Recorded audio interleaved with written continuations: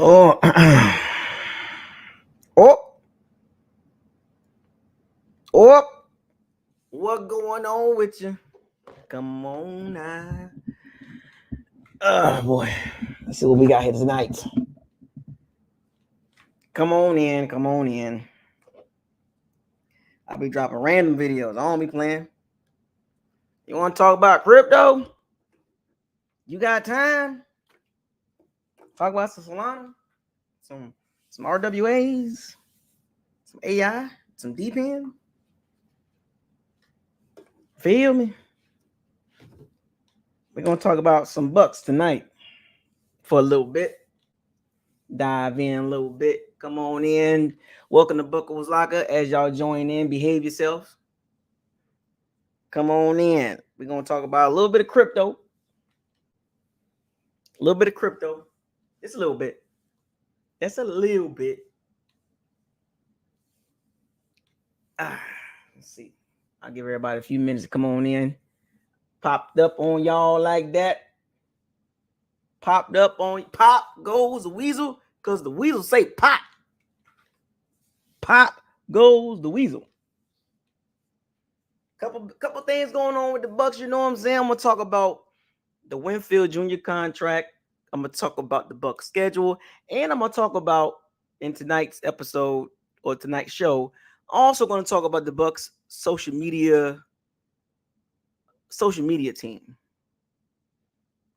You know what I'm saying? Like, let go my ego. 3P. Nah, they ain't happening, bro. It could happen. But yeah, I want to dive into a couple of things, especially the Bucs social media team. I don't know what they be doing, but we'll get into that. They so lame. They so boring. You know, I'm looking at, man, look, we're gonna have a nice little conversation tonight. How everybody crypto bags looking? If you into crypto, how your bags looking? How your crypto bags looking? Bitcoin had a little pump today. Got to 66,000. Currently is at what? Currently it is at 65,000. You know what I'm saying? People bags pumped. GameStop, AMC, if you into stocks and also meme coins, AMC and GameStop pumped a little bit today on the crypto side and the stock market side, you know, S&P 500. So everybody bags looking good right there. Get what you can. It's gonna probably pump again, most likely. So that's not done yet. Rowan Kitty, meme coin, the guy, he created this whole GameStop AMC pump. You got any Pepe, got any Shiba Inu, you got some Bonk, got some Dogecoins. Good time to buy some Dogecoin. You know, so a lot of good things happening right now. A lot of good things. You know, so let's get down to business since everybody's so antsy. I want to talk about the first topic, and for those of you that join in a little late, make sure you don't walk in the locker room and sit to the back. Make sure you come in and acknowledge that you're late. You got about 12 minutes, 15 minutes late. After 15 minutes, you late. So the first topic I want to talk about is Winfield Jr.'s contract extension. Right? That was the topic of conversation before the everything like free agency and stuff like that. The Bucs gave Winfield Jr. Extension. They gave him a franchise tag first, which was like $17 million. And they worked out a deal. And the details of this deal, I'll give you the detail of this deal. Winfield Jr. agreed to, or he signed a 4-year, $84 million contract with the Bucs a couple days ago. It's $45 million fully guaranteed at signing. The fully guaranteed consists in 2024 and 2025 compensation wise. So that's pretty cool, right?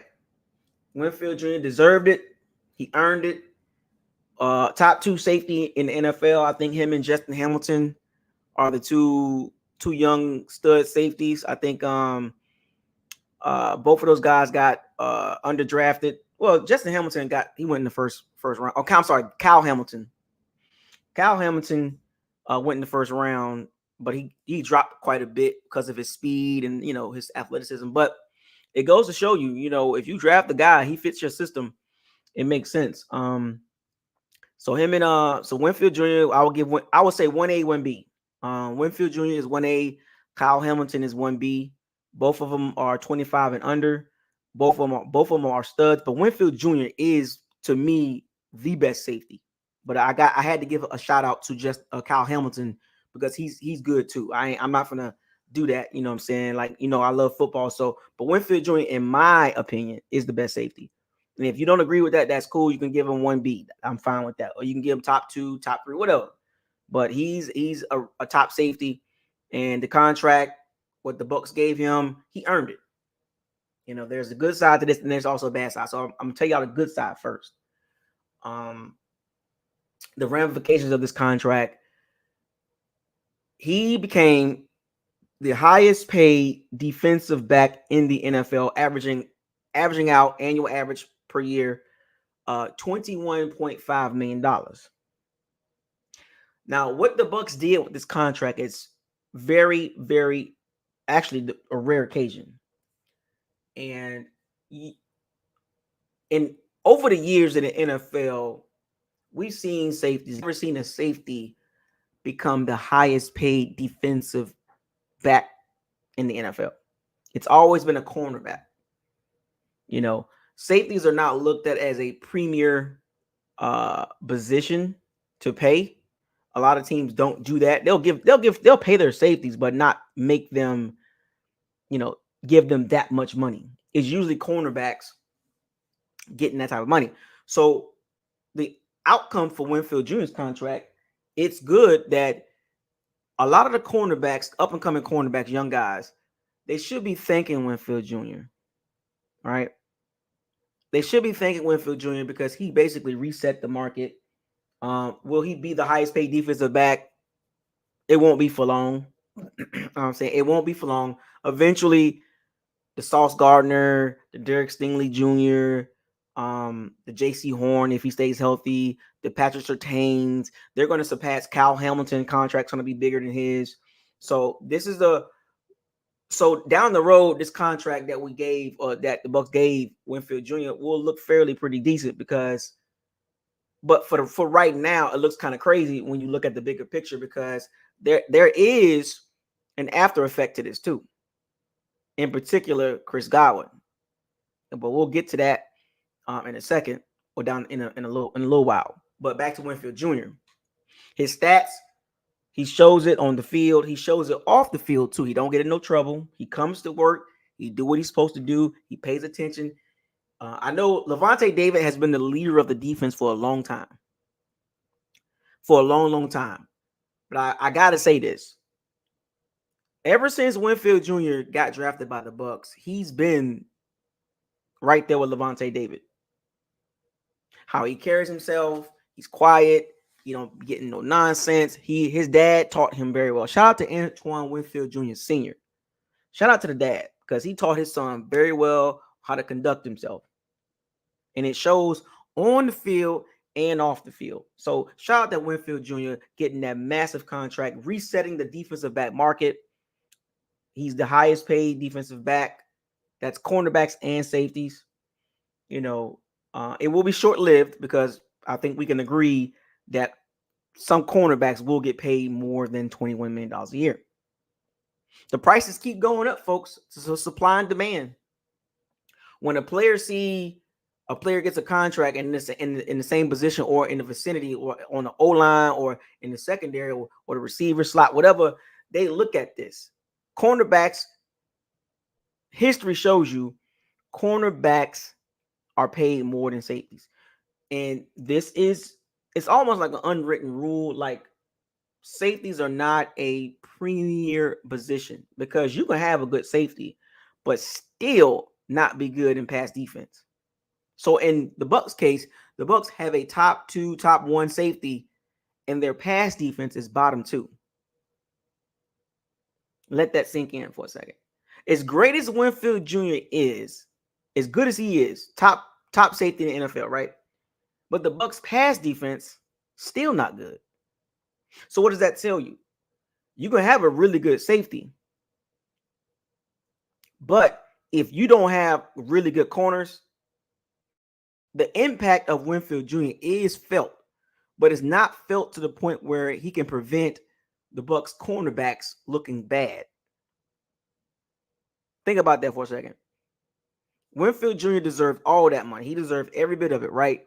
But the impact that he has on the pass defense can only go so far. It's the same scenario with the Tristan Wirfs on the O-line. David Ruffin and the Temptations. There's nobody outside of Winfield Jr. in the secondary that teams are going to jump up and down for. Nobody's jumping up and down for Jamel Dean or Zion McCullough. Jordan Whitehead is decent. He's good, but he's not a top safety. He's not scaring nobody. You know what I'm saying? So Winfield Jr. has a lot to carry when it comes to the Bucs secondary, but he can only cover for so much. He can't be everywhere. You get what I'm saying? Now, he's a focal point in the Bucs secondary, but teams can scheme away from him or catch him out of position. We've seen this last season. He had a couple plays here and there, and he's tried to help Jamel Dean. He's tried to help Zion McCullough and Carlton Davis, former Buc player, traded to the Lions for a third-round pick. But he can only do so much. He can only do so much. This is why I'm still concerned about the Bucs secondary, despite having Winfield Jr. playing at an elite level, right? And he's not even in his prime yet, but he's playing at an elite level, but he can't cover for everybody.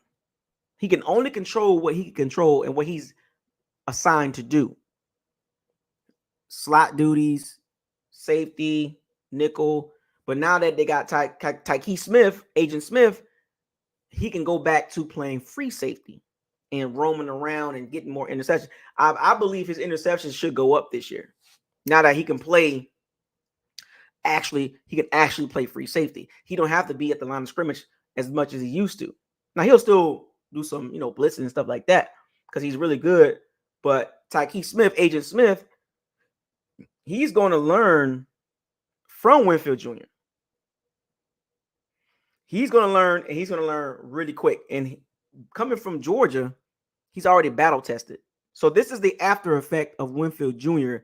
being, I'm going to officially say that Winfield Jr. is the leader of the Bucs defense. Of course, Levante David is still there. He's still the captain, whatever. But I'm just saying, it's Levante David and Winfield Jr. equal, right? And what concerns me, and this has nothing, this is not about Winfield right now. This is about everybody else in the secondary. Jordan Whitehead, he's good, but he has limitations. Jamel Dean, we already know what he is. We've seen Zion McCullough. We're going to have problems in the secondary. I have to give y'all the good part, which is Winfield Jr., and he deserved that contract, all-pro safety. He deserved it. But also, I got to give you the reality of the situation. So clap for Winfield Jr., but let's get to reality a little bit. This signing does not cover up how poorly the Bucs secondary has been the last couple of years. Despite having an all-pro safety, the Bucs secondary is still bottom 3. Let that sink in. And it's sad to see a guy play at that level being a part of a secondary that's bottom 5 in pass defense. Actually, bottom 2, bottom 3. It's sad to see that because it's like he's too good of a player to be a part of a secondary that has weak corners. Giving up 300 and something yards to CJ Stroud, just getting embarrassed. And the Bucs really didn't address the cornerback situation like they should have. To be honest with you, when you look at free agency in the draft, they drafted Tyke Smith, a.k.a. Agent Smith. They re-signed Winfield Jr. to a hefty contract, but the Bucs still have problems at corner. Remember, cornerback is a premier position. In a passing league, you must have cornerbacks. Of course, you must have, nickelback too, but you must have 2 good corners. You got to have it. And the Bucs are not even close to having two good cornerbacks. So Tyke Smith, Agent Smith, and Winfield Jr. and Jordan Whitehead is going to have to make up for the lack of skills outside. By the way, D. Delaney is not coming back to the Bucs. He's signed, I think he signed with Buffalo or something like that. D. Delaney is not coming back. So does anybody understand this? The Bucs secondary depth is not great, particularly at cornerback. Let's not lose sight of the issues that the Bucs had or have in the secondary. And Winfield Jr. is not even nowhere near the issue. The issue is the premier positions outside. Cornerbacks. That is the issue with the Bucs. It's always been an issue for quite some time. I don't know how Todd Bowles is going to do this, but I'm going to take a stab at this. I've seen enough of Jamel Dean, and I've seen enough of Zion McCullough to a degree where I just don't see the Bucs secondary becoming top tier. And that sucks too. Jordan Whitehead, solid safety, rolling partner. Winfield Jr. All-Pro. Tyke Smith, I think he's going to be an impactful guy. But our problems are still the cornerbacks. And there's no way around this. And that is true, J. Ellis. We do have a short safety group. Our safeties and nickelbacks are small. Agent Smith, Winfield Jr., Jordan Whitehead, all three of them are under 5'11". So we have a small safety group. They're really good safety nickel group. But I just don't see the problems being solved because we've already seen what the secondary looked like. We've already seen what the players are like. We know what Winfield Jr. is, all-pro. We've seen Jordan Whitehead. He's a really good tackler, very, very, very aggressive. He's injury prone. He get nicked up because of how he plays football. He plays like Bob Sanders on steroids, like a heat-seeking missile. And we know what Jamel Dean is, and we know Zion McCullough has limitations. And we'll get to the schedule part in a little bit, but I just want to give y'all a heads up. Congratulations, Winfield Jr., but the Bucs still have problems in the secondary. In particular, cornerback. Not nickel. I believe Agent Smith is going to do really good. I believe Joe Whitehead is going to be solid, and Winfield Jr. is going to be all-pro. But the problem is still cornerbacks. Premier position. It is not safety. Safety, not knocking Winfield Jr. I'm just talking about in general. How you build a team. The big contracts usually go to the quarterback, the number one receiver, left tackle, number one cornerback, and now right tackle. You don't give safeties, off-ball linebackers. Oh, yeah, pass rusher. Pass rusher is a premier position too. Safeties, off-ball linebackers, running backs, slot guys, they don't get big contracts. They don't get huge contracts like Winfield Jr. I'll give you a prime example. Derwin James. Derwin James is really good. But look at the impact of the Chargers defense. Even with Derwin James being really good, the Chargers secondary is still not good. Still not good. Derwin James is the top 7 safety. But the Chargers secondary still not good because of the cornerback situation. Which goes to show you, no matter how good your safety is, if you don't have cornerbacks, it doesn't matter. Not to say like Winfield Jr. don't matter. I'm just saying it's not, the safety position is not impactful enough to affect the entire game. Now, back in the day, the safeties played it a different way with the Ronnie Lotts, the Steve Atwaters, the Ed Reeves, the Troy Polamalu. Those guys were just, and Winfield Jr. is in that category too, but in today's NFL, it's changed. You can be a top level safety, but if you ain't got cornerbacks, man, at least you got to have at least a number one cornerback, a really good corner. Just have one. If Winfield Jr. had one cornerback, just one, left or right, that is a top 10, 15 cornerback, the Bucs secondary will be probably top 15, easy.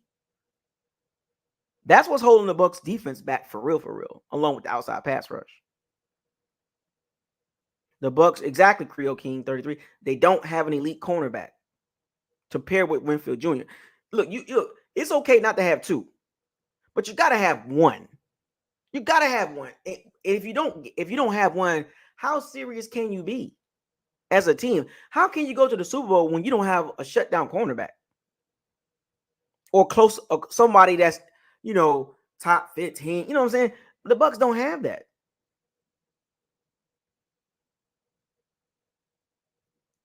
And then you compare that, pair that with a terrible pass rush on the outside. That's not a good combination, folks. Having a bad pass rush and a bad secondary, in particular cornerback, that's not a good combination, folks. The Bucs do not have an elite cornerback. They don't have a top 15 cornerback. I don't even think they have a top 20.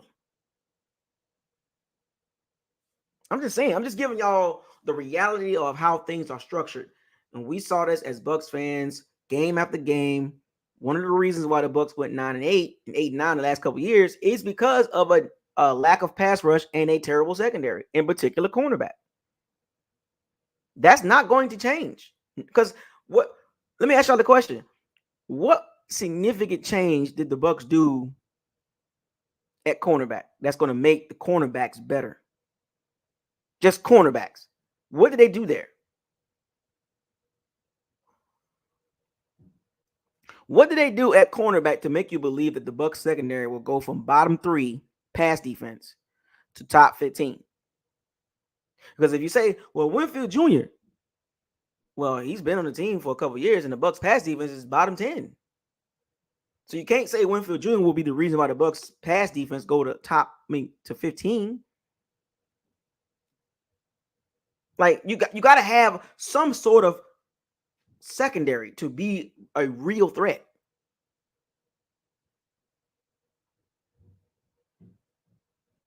That's where the Bucs, they lack elite skill at cornerback. They lack elite skill at pass rusher. If the Bucs just had one cornerback that was really good, just one, it ain't got to be two, just one.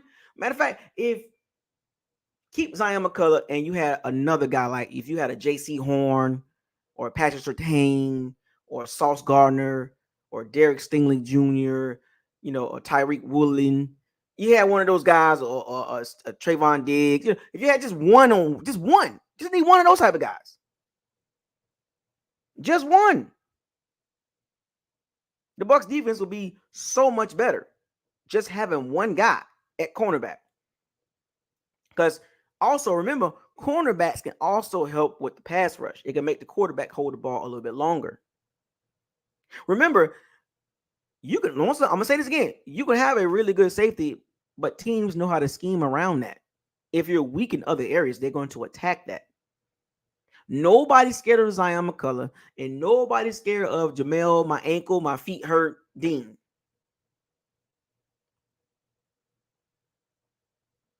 Think about that for a second. We got two cornerbacks that nobody is threatened of.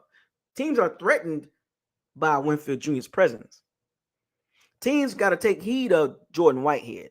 And of course, Agent Smith, he's going to make a name for himself too. But I'm just saying, outside of that, on the outside in a passing league, when you got all these elite receivers, dude, the Bucs got a cornerback that can actually scare the quarterback from throwing the ball over there?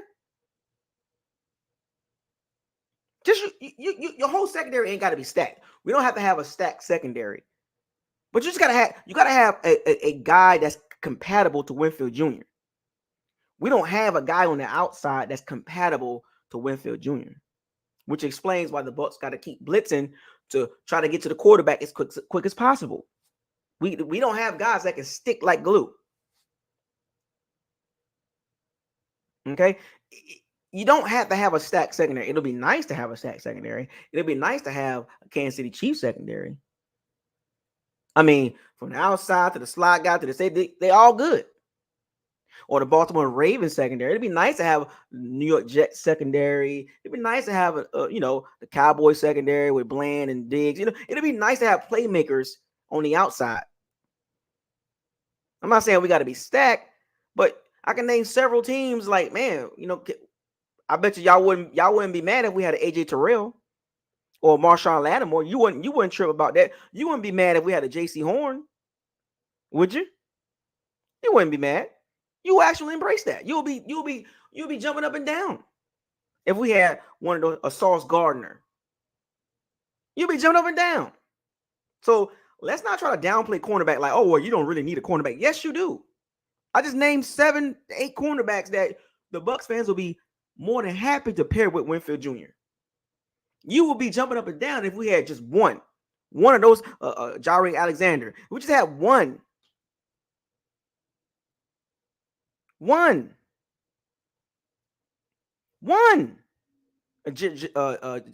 Janarius Sneed. We just had one. Just give me one to pair with Winfield Jr. That means the middle of the field would be the quarterbacks would be kind of nervous to throw the ball by Winfield Jr. And then if you had another guy, I mean, come on, man.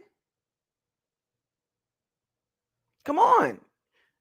You can't downplay cornerback because it don't fit your narrative. It's actually, you got to have at least one that's suitable. We don't have that. He's not a playmaker. He's fast, but he don't play fast. He don't get a lot of interceptions. He don't make a lot of plays. So, Christian Gonzalez, he's good. He got hurt, but he's good. You could tell he was going to be good. Well, the Bucs need a guy like that. And at some point in the next year or two, the Bucs, they're going to have to draft a guy. They're going to have to draft an alpha cornerback, and we don't have that. Stop trying to downplay the cornerback position like it's not a big deal. You don't need a guy. Yes, you do. You need a guy. Oh, well, you don't really need no guy in the secondary for real, really. So you comfortable with the Bucs secondary, despite having Winfield Jr., a top safety, number 1 safety, being 31st in pass defense. That's not a big deal. The Bucs defense is pretty good, even though their pass defense is not good. Stop playing yourself. Winfield Jr. can only do so much. He can't do everything. You can't. Now, it'll be nice if we can do a shadow clone jutsu for Winfield Jr. Shadow clone jutsu. Naruto chakra, shadow clone jutsu, Winfield Jr. 3 times. 2 Winfield Jr.'s on the outside, and two Winfield Jr.'s on the outside. But they're like 6'2", 6'1". You guys would not be complaining if you had the cornerbacks I named. If you just had one, you would not be complaining right now. You would not be, well, the Bucs second. You won't even be overlooking that because I guarantee you, I named 15 of them. 15 cornerbacks. Asante Samuel, I guarantee you, if we had one of those out, just one on the outside, you guys would be like, oh, man, we straight. But the fact that we don't have that, and some of you, I can see it in the chat, you're trying to downplay like the cornerback position, not a big deal. It's a premier position. So with Winfield Jr. being a top safety with weak cornerbacks, it's not a great combination. Stop trying to downplay and act like Winfield Jr. can cover for everybody. He can't do that. He can't cover for everybody. He can't cover for Jamel Dean. He can't cover for Zion McCullough. He can't do it. And then you look at our cornerback depth, what is that? So I feel for Winfield Jr. As great as he is, as good as he is, he's a part of a secondary that is bottom 5, talent-wise. Cornerback-wise, to me, there are several. I can easily name 15 teams with better cornerbacks. I can name 20. Actually, I can name 25 with better cornerbacks. Just better pair of cornerbacks. Why can't we have just one? Why, when I bring stuff up like this to help the Bucs defense, to want the Bucs defense to be better, it's always pushback from Bucs fans. Oh, well, see, there you go. We don't have to have an elite secondary. You don't have to have an elite secondary, but you need a alpha cornerback. Stop being delusional. You know the Bucs secondary is not good. You saw this multiple times over multiple years. You know the secondary is not good, and some of you still don't get it. But don't worry. When the season starts and you look at the schedule and we getting toasted on the outside, then you're gonna be complaining. And then I'm gonna bring y'all butts right back to this video, May 16th, 2024. And I said, I told y'all we need some cornerbacks. Every game that we get shredded for 330 yards, 350, I'm going to look at the screen. I'm going to be like, see? What did I tell y'all? Well, see, Buckles, the cornerbacks really, what I'm saying? It's not that big of a deal. Do y'all understand how football works? Pass rush, coverage work hand in hand.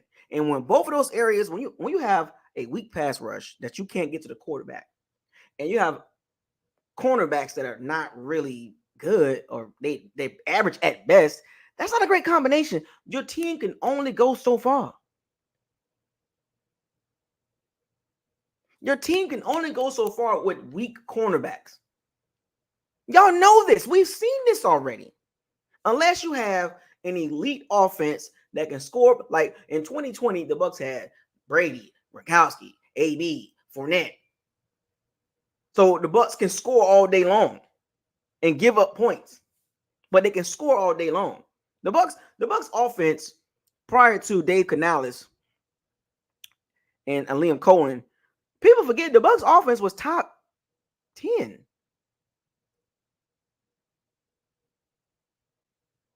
The Bucs offense was top 10 before Dave Canales and before Liam Cohen. We outscored people.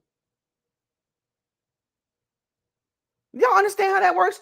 So it's like now that we don't have a top 10 offense, being that we have a bottom two rushing attack and a middle of the pack passing game at best, we can't outscore teams and just say, we'll just outscore you. We don't have the luxury of that. So when you look at the defense, we don't have an elite cornerback, we don't have an alpha cornerback, and we don't have an alpha pass rusher that can get you 12 sacks, 13, 14 sacks. We don't have none of those. We got some good young talent.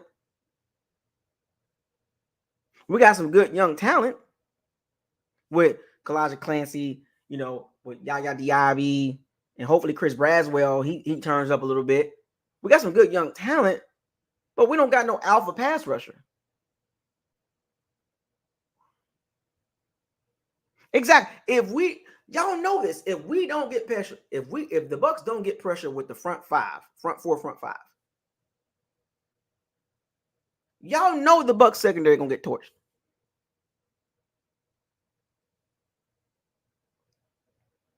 If that pass rush don't get to the quarterback, we've seen this for 17 weeks straight.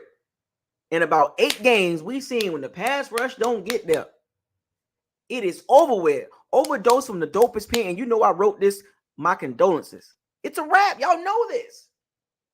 And the ball is not going at Winfield Jr. The ball is going everywhere else but at Winfield Jr. Because teams are like, well, we know Winfield Jr. is really good, so we're not going to try him like that. We'll catch him off guard here and there, but we're not going to throw the ball at number one safety in the NFL. We're going to throw the ball at a bottom 5 cornerback in Zion McCullough. We're going to throw the ball at Jamel Dean, who is so-so at best. How far do you think the defense can go with a weak cornerback combination and a weak pass rush? So going into the season, the 2 young guys, Kalijah Clancy and Yaya Diaby, they got to make a jump. Y'all know this. We got to get a guy that can get us 10 to 12 sacks. We need a guy. We need that. In order for these cornerbacks to be average, just average, they need the pass rush need to help them. Winfield Jr. he gonna do his job. Don't get me wrong. Winfield Jr. gonna do his job. He gonna do what he's supposed to do. Jordan Whitehead, he can missile. He gonna seek and destroy. Agent Smith, I think he's gonna be good. But my problem, despite having a top safety, is the cornerback situation. So, yeah, it's roses and bubbles for Winfield Jr.'s contract, but the reality shows you. And if you still don't understand how reality works, just look at what has transpired the last 2 years in the Bucs secondary. That should tell you. You are who you are. What they say, you are who you are, what you did last. And everybody knows this amongst the Bucs fan base. We all know that the Bucs secondary has been bottom 2 the last 2 years, bottom 3-ish. We know this. The record shows for itself: 8-9, 9-8. And you go look at the secondary statistics. Go look at the pass rush without the blitz. The pass rush win rate, bottom 10. Like, where are we going? We're going to be a scrappy team that's going to win some games. But the ceiling, we have a ceiling, folks. The point I'm trying to make, folks, we have a great safety in Winfield Jr., got a hell of a contract, but there's a ceiling with the Bucs secondary.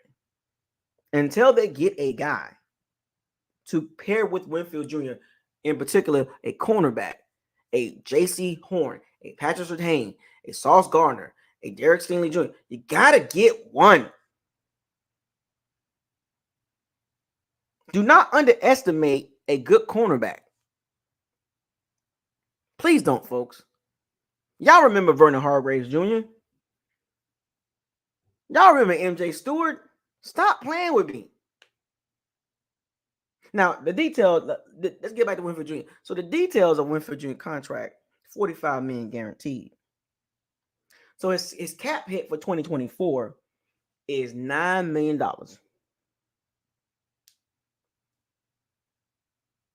$9 million cap hit for Winfield Jr. 2024. Good job. Good job, Jason Light, John Spivak, Mike Greenberg. Great job making the cap hit small. Now, here's the catch-22 behind that. 2025 cap hit is $26 million. 2026, $24.5 million. 2027, $24.6 million. So he got some hefty cap hits these next few years, and I'm pretty sure the Bucs are going to kick the can down the road. They're going to do. It's almost the contract. The contract itself is set up to be restructured. The contract is set up to be restructured. Just look at the contract details. It is set up to be restructured. And on top of that, the Bucs still got to pay Tristan Wirfs.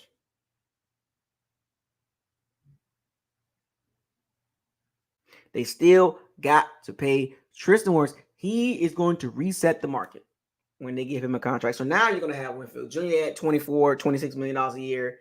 You got Mike Evans making a ton of money. You got have Tristan Wirfs making a ton of money. You got Baker Mayfield with $30 million. The Bucs are literally going to have to draft really good. They're going to have to keep drafting good because it's going to be basically impossible for them to sign anybody of significance these next 2 or 3 years. Let me repeat this. Winfield Jr. contract details, $26 million cap hit next year. $24 million in 2026. $24 million in 2027. The aftermath of Winfield Jr. signing his contract, I hate to say this, folks, but we might be seeing Chris Godwin in a Bucs uniform one more season. That's it. This is the last season. This might be Chris Godwin's last season. Look at Winfield. He's not a priority. Nobody's talking about Chris Godwin getting a contract extension. You want to know why? And as good as Chris Godwin is, he's replaceable. You're not going to give Chris Godwin $23 million, $24 million. His cap hit is crazy this year. And they're not going to give him an extension. Nobody's talking about it. Look, let me help y'all out with the Winfield Jr. situation. The priority was Winfield Jr., Baker Mayfield, getting back Mike Evans, getting Levante David for one more season. That was the priority. And then Tristan Wirfs, you can't give Chris Godwin the contract because you got Tristan Wirfs coming up. So Chris Godwin is not even a priority. And that sucks because he's put in the work. He's earned another contract. But what he's going to ask for, the Bucs can't afford. Can you imagine if Chris Godwin gets paid $20-something million after they just paid Winfield Jr. $45 million guaranteed? Can you imagine paying Chris Godwin, then turn around, picking up the 50 option, and then you turn around, you franchise tag Tristan Wirfs, and he said, that's a lot of money. The Bucs need to build that team. They need to get younger players. Mack, Jay McNeil, Trey Palmer. They have to get younger. Mike Evans only got a couple of years left. They got to get younger at the receiver, and you can't pay Chris Godwin the money he asking for. The Bucs are good with all their priorities, and Chris Godwin's not one of them. The biggest priority, the two biggest priority, or three biggest priorities was re-signing Baker Mayfield, giving Winfield Jr. a contract, and getting ready for Tristan Wirfs' contract. That's what the Bucs got to get ready for. Because Tristan Wirfs is the best player on the team. Well, I would say, no, let me take that back. Tristan Wirfs and Winfield Jr. are 1A and 1B when it comes to the best players on the team. They're neck and neck. They're equal as far as impact for the Bucs. Not talked about much outside of the Bucs community, really. But people know. They know about Tristan Wirfs. They know about Winfield Jr. Every team wish they had a Tristan Wirfs or Winfield Jr. Let's keep it 100. Those are the two best players on the team. Baker Bros, be quiet. Baker is not even close to being the best player on the team. Not even close. It is Winfield Jr.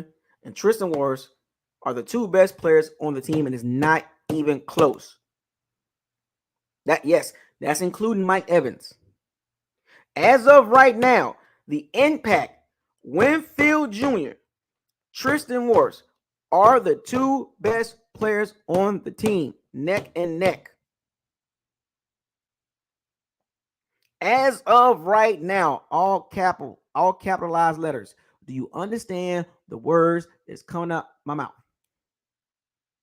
Winfield Jr., I'm going to repeat this one more time. As of right now, Winfield Jr., Tristan Wirfs are the best two players on the team, and it's not even close. Get out your feelings and look at the impact for those two players. Both players are top. Winfield Jr. a top safety. Tristan Wirfs a top 3 left tackle. Come on, man. Stop playing with me. Stop playing with me. Do I have to go with the statistics? And this is no shot at Mike Evans and Chris Godwin and Baker Mayfield. This is just the facts. This is a core. Both players are top 3 at their position. Mike Evans is not a top 3 receiver. Baker Mayfield is not even close to being a top 3 quarterback. Not even close. Neither one of them at their position. But you could bet your bottom dollar that Winfield Jr. and Tristan Wirfs are top 3, top 2 at their position.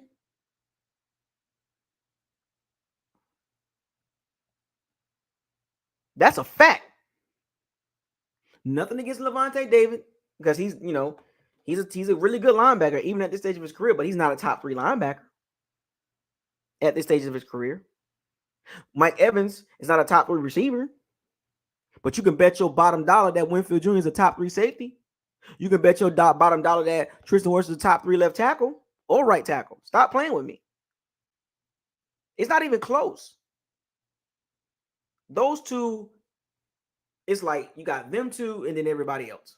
You can put them in order how you want to put them. But if your list does not have Winfield Jr. and Tristan Wirfs at 1A, 1B, or 1 and 2, you tripping. You clearly don't understand the impact of those two at their positions. They're both top 3 at the position. I'm going to repeat. Both are top 3 at the position. Baker Mayfield's not a top 3 quarterback. Mike Evans not a top 3 receiver. Levante Davis is not a top 3 linebacker. It's not happening with those 3. They're still great players. They're still good players. But they are not at the top of their position. Or near the top. Or at the top. This is a fact. I'm not telling y'all no lies. If I'm lying, can somebody please correct me? If I'm lying about Winfield Jr. and Tristan Wirfs as far as position ranked, and then you look at the rest of the Bucs team and you rank them at their position, outside of Winfield Jr. and Tristan Wirfs, the Bucs don't have anything else that's at the top.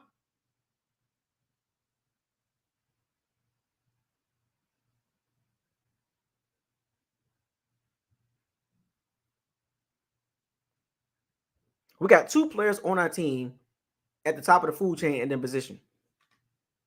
Outside of them 2, we don't have that. We don't have that. Nobody else on our team that you can literally say he's a top 3 Rachaad White, top 3 running back. Stop playing me. Stop playing with me. Baker Mayfield, top 3 quarterback. Stop playing. Mike Evans, top 3 receiver. Stop playing. Who else have we got on our team that you can have a legit argument of being a top 3 player at the position? Nobody outside of them 2. So you have to build the team around those 2. That is your core. You build around Winfield Jr. You build around Tristan Wirfs. You don't build around Baker Mayfield. You don't build around Mike Evans. You don't build around Jamel Dean. That's not how it works. Now, unfortunately, we don't have an elite cornerback. We don't have an elite pass rusher. We don't have an elite quarterback. So you can't build around those guys because we don't have that at those positions. Still, like I said, the Bucs still a good team. It's just when it comes down to position-wise, there's only 2 guys that's actually top of the food chain. Which, once again, I'm going to say this, the Bucs as a team have a ceiling.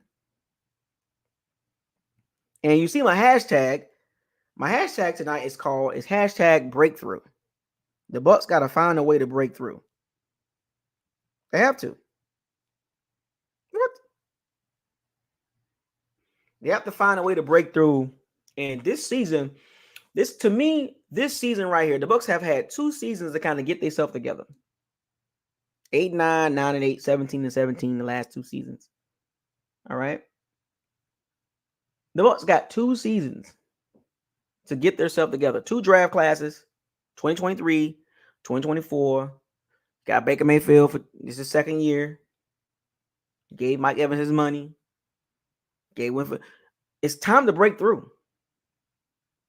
And as I transition to the next topic, the Bucs schedule for the next 15, 20 minutes, let's talk about the Bucs schedule.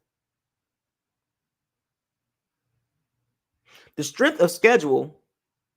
Did y'all know the NFC South, all 4 teams have weak schedules? Or quote unquote, I say weak, but they did a strength of schedule ranking, right? And I'm looking down the schedule. I'm looking at the strength of schedule as far as winning percentage of opponents. And I'm looking. I go from 1 to 7. Then I go from 7 to 12. I'm like, okay, where the Bucs at? Okay. From 12 to 15. I'm like, then I went from 15 to like 19. I still don't see the Bucs. And I got down to the 20s. I see the Bucs schedule. I see the Bucs strength of schedule percentage. I see the Saints. I see the Falcons. And the Panthers, I think, are 31st or 32nd in the NFL as far as strength of schedule. The win percentage as far as the teams that's on your schedule. Let that sink in, folks. The entire NFC South strength of schedule is bottom 10.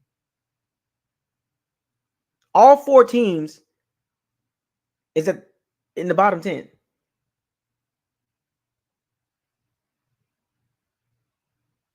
Think about that for a second, folks. That's how weak the NFC South is. So if the Bucs can't win, well, they're going to be the favorite to win the division. I can care less about what they're talking about. Atlanta this and Atlanta that.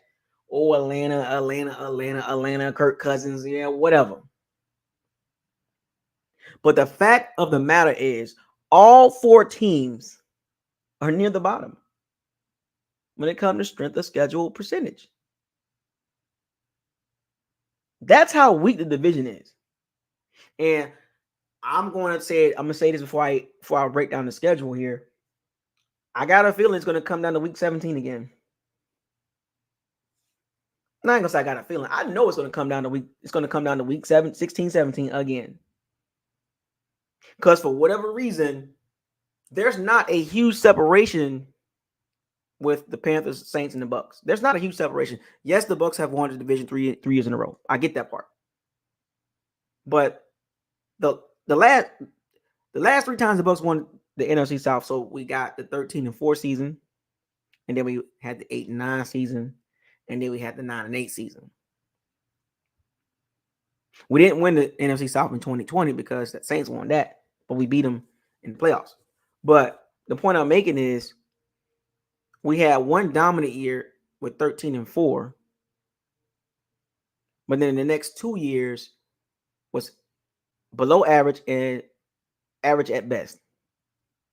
So the Bucs, despite winning the division 2 years in a row or 3 years in a row, in the last 2 in particular, they haven't clearly dominated the division. Like, this is our division. We are the cream of the crop of the division. There's a huge separation between the Bucs and the Saints and the Falcons. The Bucs have yet to display that. The Bucs have yet to separate themselves clearly from the Saints and the Falcons, because we lost to the Saints last year 9-0. And now we lost to the Falcons with Desmond Ridder. We split with the Saints and Falcons last year, and we scraped by the Carolina Panthers. But my hashtag says breakthrough, and we're gonna go through the schedule here. I'm gonna get my phone in here. Let me see. The Bucs must break through.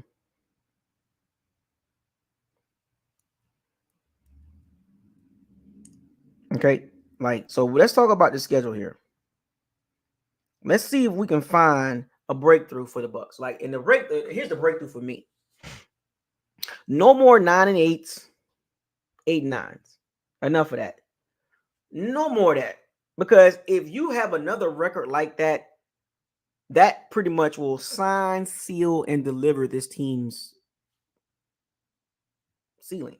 It's already, to me, I think the Bucs ceiling is not high. But maybe we can win a couple games. The ball bounced our way this season, right? But just from looking at the roster, looking at the head coach, the Bucs is not a top-tier team. It's pretty clear to see that. They're in the weakest division, or one of the weak divisions in the NFL. No team in the NFC South people are having a big conversation about. There's not one team that, if you go into these football circles, and I peek my head in some of these circles, there's not one team in the NFC South that is a topic of conversation in NFL circles, in the NFL social media conversation. Let that sink in for a second. Not one team in the NFC South, fans in general, are like, oh, we gotta watch out for the Bucs, or we gotta watch out for the Saints, we gotta watch out for the Falcons, and we already know about the Panthers. Not good. But the most important thing is win your division and let everything else take care of itself. Win your division. 8-9, 9-8, 10-7, 11. Just win your division. Okay? That's what the Bucs need. And they've done that 3 years in a row. Win your division. So the Bucs, in my eyes, the Bucs are the favorite. I know the media, they're picking the Falcons, and I can say from a football perspective, the Falcons are going to be a problem. The Falcons, despite, I'm not a fan of Kirk Cousins. Like, I think he's, I think he is who he is, right? It's a group of them that Kirk Cousins and similar to me, their makeup. But we cannot lie. Kirk Cousins is a huge upgrade over Desmond Ridder. I'm not even going to attempt to play the game or push a narrative that the Falcons are trash. They're not going to be good. They're not going to be a problem. It's going to be easy peasy. It's going to be cupcake. We're going to run through the Falcons. It's nothing. I'm not going to do that, because I'll be lying to myself. They upgraded that quarterback, a clear upgrade, and they beat us with Desmond Ridder. And they almost got us the second time. Now you throw in Kirk Cousins, who's a better thrower than Desmond Ridder. That's a problem, folks. And they got a top 10 rushing attack. Got a pretty good O-line, too. And a top 10 defense. Got some weapons on the outside. So you would be doing yourself a disservice to discredit the Falcons like they're not going to be a problem.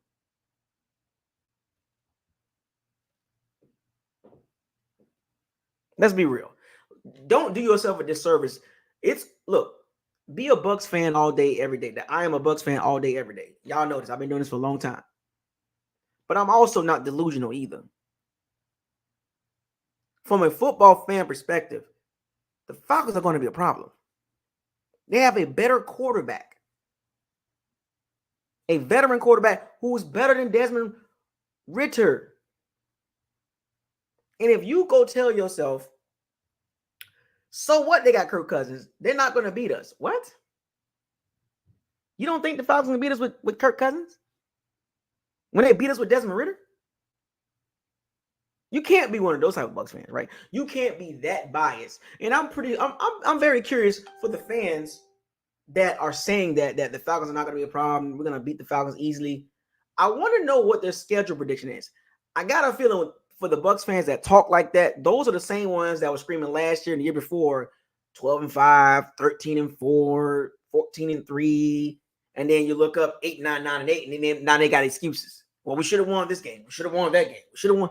Those are the fans that will discredit the Falcons like they don't exist, like they just not good, or they didn't upgrade. The Falcons beat us with Desmond Ritter. They beat the Bucs with Desmond Ritter.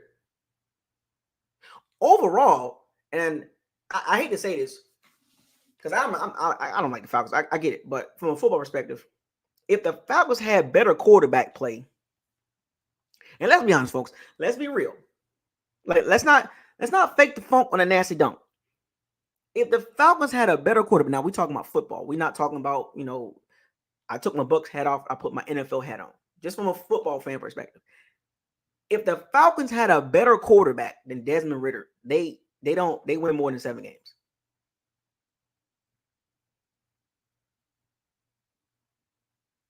They win more. They probably win 9 or 10 games with a better quarterback. I'm just giving y'all from a football perspective. Now, when I put my Bucs hat on, I hope they lose all the damn games. I hope the Falcons go to hell. I hope we cook those birds with some corn and some green beans and some sweet potato cornbread with some honey glaze on it. You know what I'm saying? With some collard green. I hope we cook them birds. But I also got to keep it real. I got to keep it real that they're not going to be an easy out. They're going to be a problem. I understand. Kirk Cousins is an upgrade over Desmond Ritter, and y'all know how y'all already know when I speak about Kirk Cousins. I'm not a fan of how he plays, his makeup, but I also have the knowledge to not discredit Kirk Cousins and act like him and Desmond Ritter are similar. You're ridiculous. Stop being ridiculous. See, it's almost like you keep trying to convince yourself that it's not really an upgrade, and it really is. You can convince yourself all you want to, but 99% of the NFL outside of you know that Kirk Cousins is an upgrade over Desmond Ritter. If they won 7 games with Desmond Ritter, don't you think they can win at least 9 games with Kirk Cousins? They have a top 10 defense, a top 10 run game, a top 12 O-line. I mean, and some nice weapons. So take your Buck hat off and put your football hat on. Just if you wasn't a fan of the Bucs and you're looking at the Falcons with Kirk Cousins, and ask yourself the question: is that 7-10? Is that 7-10 with Kirk Cousins in that team that went 7-10 with Desmond Ritter? Is that a 7-10 team with Kirk Cousins? Now, if Michael Penix Jr. was playing, starting the quarterback, yes. But Kirk Cousins is a veteran guy. He has experience. And if he stays healthy, they're going to win probably 9 games. I think they win 9 games. I think they'll go +2. I think he'll go +2. With the roster that the Falcons got, the weapons they got, the running game they got, the O-line they got, that's at least 9 wins. They got a top 10 defense. That's at least 9 wins. At least, just from a football perspective. I put my NFL hat on, folks. Take your Buck hat off and put your NFL hat on. Think like a football player. Think about football. Don't think about Bucks. Just say, put your football hat on and just look. And as far as the Saints always gave us problems. We know this. Well, the Saints have always given us problems, right? And then, of course, the Panthers been giving us problems too. So there's no clear cut like dominant team in the NFC South. Now we know the Panthers are the bottom of the barrel, but between the Bucs, the Saints, and the Falcons, it's like damn near neck and neck. It's like neck and neck. Like you might see a 10-7 team, you might see a 9-8 team, and a 9. You might see 1 10-7 team and 2 9-8 teams. That's what the NFC South kind of looking like right now. You know, just look at first of all the strength of schedule. All 4 teams got weak schedules. Well, we got the hardest schedule because we the first place. You know, we the division champs. So of course we got the hardest schedule, and we'll get to the schedule in a second. We'll get to the schedule in a little bit. Give me a second. But all 4 teams' schedule is not major hard. Like, how can you not win at least 9 games with one of those schedules? Saints, Falcons, Bucs, Panthers.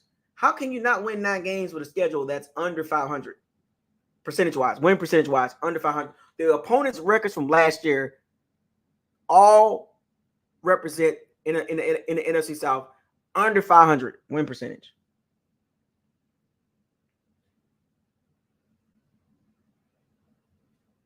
I'm just saying. So let's get to the Bucs schedule here. I'm pretty sure y'all ready for me to let's see what BucosLocker say, because I know he's gonna talk crazy. Remember now, my hashtag is breakthrough. Breakthrough. And also, Atlanta, Arthur Smith was not really a good coach. Let's be real, folks. Arthur Smith was terrible. For whatever reason, he held that team back. The Bijan Robinson situation, he was being weird with that. He was gung-ho about Desmond Ridder for whatever reason. He wasn't good. So hopefully Raheem Morris is an upgrade. He should be an upgrade. But Arthur Smith was terrible. Terrible. Anyway, let's get to the Bucs schedule. So preseason.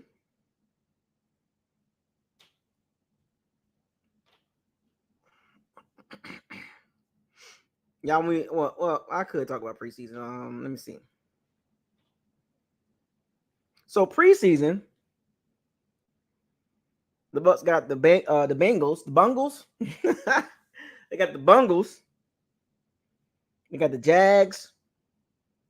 They got the Dolphins.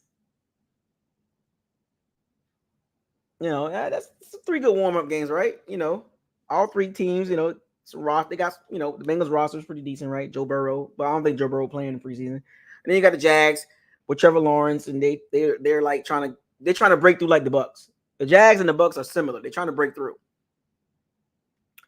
I think Doug Peterson is a better head coach than Todd Bowles, but hey, you know, the Dolphins, you know, with the track team, they're really good as far as in warm weather, but when it get cold, we see what Tua Tagovailoa, he has a ceiling too, right? So I might attend one of the preseason games. I might. I don't know. I don't think so, but we'll see. Now, let's get to the schedule. Don't get mad at me. I didn't make the schedule. They did. So here's the Bucs schedule. I'm gonna go down this fast, and I'll double back to the top. So week 1, they got the Commanders. Week 2, the Lions. Week 3, the Broncos. Week 4, the Eagles. Week 5. Well, let me back up. Week 1, Commanders in Tampa. Week 2, at the Lions. Week 3, Broncos come to Tampa. Week 4, Eagles come to Tampa. Week 5, we go to Atlanta. Week 6, in New Orleans. I'll be at that game, of course. And Atlanta game too. Back-to-back week. So, and week 7, Ravens come to town. They come to Tampa. Week 8, Falcons come to town. Week 9 at Kansas City. I'm gonna try to get to that game. It's gonna be cold, I think. I'm gonna try to get to that game. Week 10, the 49ers come to Raymond James Stadium. Week 11, we get a bye. Thank you, NFL gods, for giving us a bye after that brutal 6, 7, 8 week stretch. Jesus Christ. We're going to come back to that stretch. That's a brutal stretch, folks. That stretch is brutal. That is brutal. That is a brutal stretch. First 11 weeks. We'll get to that in a second. We get a bye week, and then we get the soft Giants at MetLife Stadium. It's going to be cold. At Carolina Panthers. That might be a tricky game. Because Dave Canales, he knows the Bucs, right? Week 14, Raiders come to town. Week 15, we go to Chargers. I got to get to SoFi Stadium. This is my chance. I got to get to SoFi Stadium. This is my chance. Then, Cowboys. Week 16. I think I'm going to go to that game too. I think I'm going to go to that Dallas game. In Dallas, because I went there last year. It was pretty cool. You know, I like that. That was a nice stadium. In Texas live, you know what I'm saying? So back-to-back weeks, I might be on travel. But that's, if all things go well. And then week 17, Panthers come to town. And then week 18, Panthers come, and then the Saints come to town. So the last 2 games are at home. And I think it's going to come down to those 2 weeks. Just by looking at the schedule, it's brutal at the beginning, folks. Let me double back to the brutal part. If we can come out of that with no broken bones, I think we'll be okay.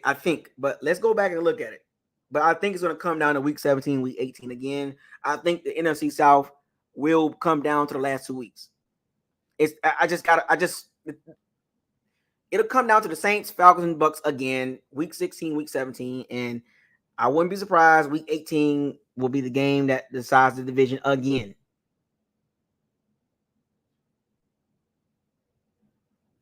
So let's get back to it. This is brutal. So we got the Commanders. That should be a dub, right? That should be a dub. But the rookie quarterbacks, Jalen McDaniel. He hit us with a CJ Stroud and be like, and you think about it, the Commanders got weapons too. They got a terrible O-line though, so we should be able to beat them. But the Bucs, man, against rookie quarterbacks, I don't like it. So being that I went through the schedule, what is y'all schedule predictions? Now, we did this last year. We've been doing this every year for the last several years, right? So, hopefully y'all think like a football brain. It's okay to be biased, but understand, think about football, right? So as I go through the schedule here, you can give me your schedule predictions. That's fine. Because remember, now we are out of phase 2. So phase 1 was free agency. Phase 2 was the draft. And then we got phase 3 training camp coming up. And then phase 4 is preseason. And then we into the season. So we in phase 3 now. We going into phase 3. Mini camp coming up, rookie mini camp, training camp coming up in July. You know what I'm saying? So we're getting ready, folks. It's ramping up. As far as my schedule prediction, I gotta go back through this again. I really gotta see, because this would not be my official schedule prediction. This would not be my official schedule prediction, because I'm gonna do my final one, of course, the day before the season start, or 2 days before the season start. Like I always do this. I always give my final prediction right before the season starts. So if I give you a prediction of a schedule right now, that's not set in stone. This is just me throwing something out there to talk about. Or I might not even give you a prediction. But let me go back through the schedule again, because I might need to just wait until a day or two before the season starts. That way I can see the training camp, I can see preseason, or I can just go throw out a number and have y'all play with that and do what you will. You can do what you will with that. So the Commanders, we should be able to beat them. At the Lions, okay. I'll probably be at that game too. I might be at that game. I don't know. Go take my daughter to the game. And then Broncos. And then this stretch. Let me give y'all this stretch here. This stretch. From week 4 to week 10. It's insane, folks. I don't know. This is boy. We're gonna find take this right now. Remember, we went 1-6. Last year we had a stretch that the Bucs went 1-6. This stretch right here, man. Oh man. This stretch is actually harder. This stretch is actually harder than last year's stretch. And you know what's so funny? The Falcons are in that stretch again. Because remember, that's when we lost that first Falcons game. It's almost set up similar. That's a tough stretch. So week 4, the Eagles, at Atlanta, at New Orleans, Ravens, Falcons, at Kansas City, and then the 49ers. Folks, I don't know, man. Like, how do we survive that?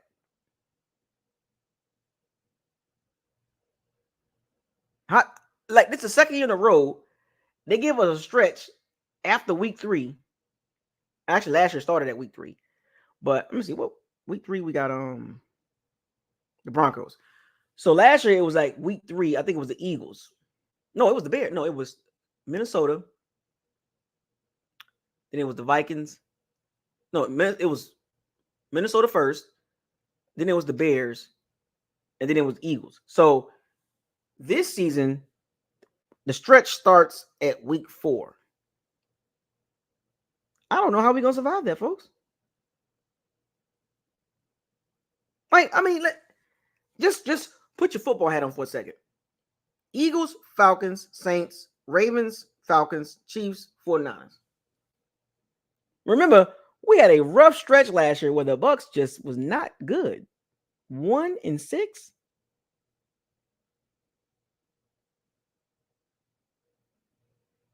We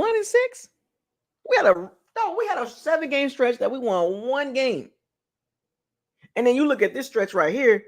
How many games do you think we're going to win in that stretch?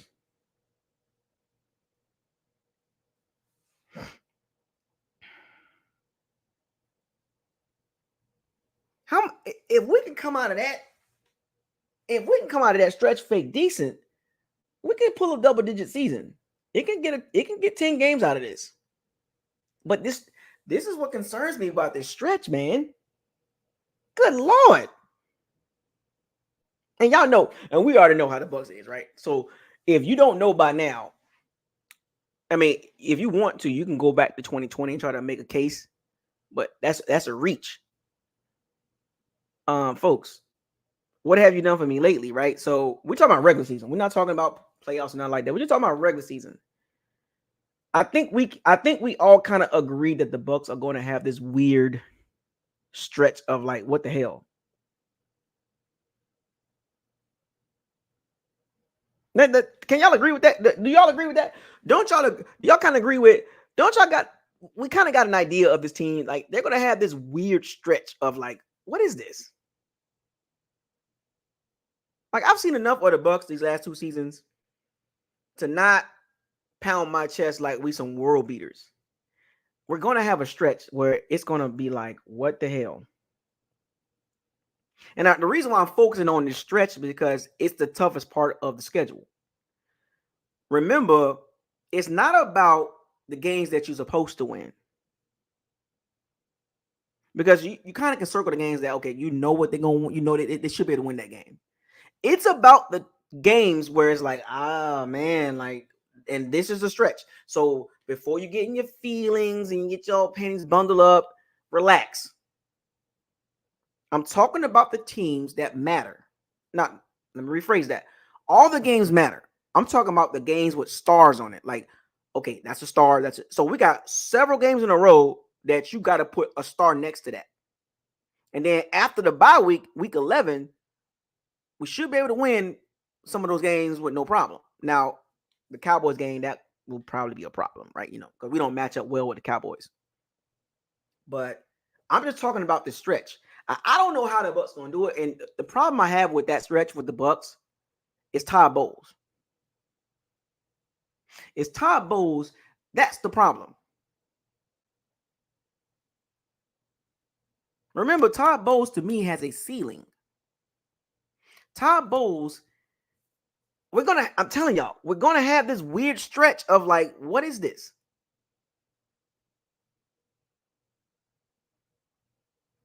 Y'all know what's coming. How can you not see this coming, folks? Like, it's almost like literally in your face, and you still trying to ignore what's most likely going to happen. We had an 8-9 season and a 9-8 season with a first place schedule of the division.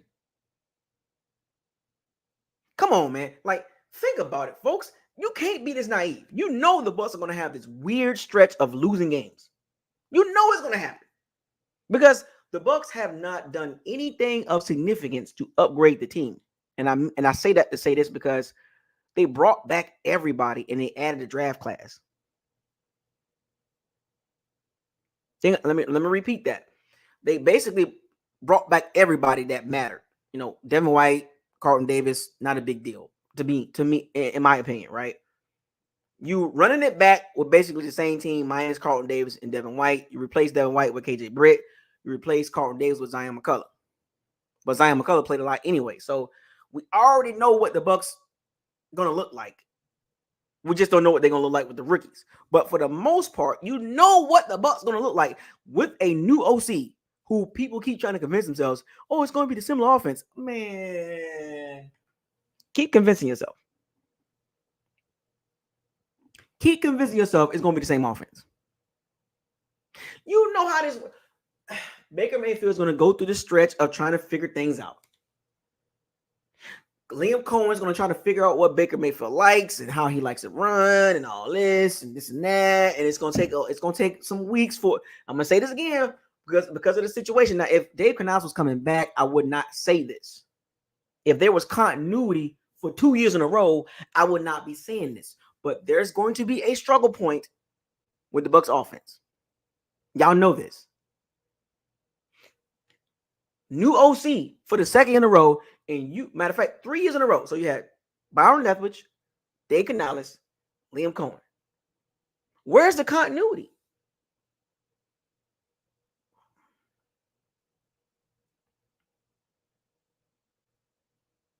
Where's the continuity? There's no continuity with Liam Cohen. No continuity. No matter how much you try to convince yourself and go look at the Kentucky tape, I don't care. I don't care about the Kentucky tape. Well, he was OC at Kentucky. Was he an OC in the NFL? Answer that question. So don't give me the Kentucky nonsense. I'm going to throw it out the window. I'm going to spit it right back in your face. No disrespect. Give me what Liam Cohen did in the NFL. Give me the resume. Give me the resume. Exactly. Don't worry, I'll wait. So there's going to be a struggle point. I'm going to say this now. Yeah, could I change my mind? Sure, but just based on history on how the Bucs have been functioning. First time OC, you will struggle.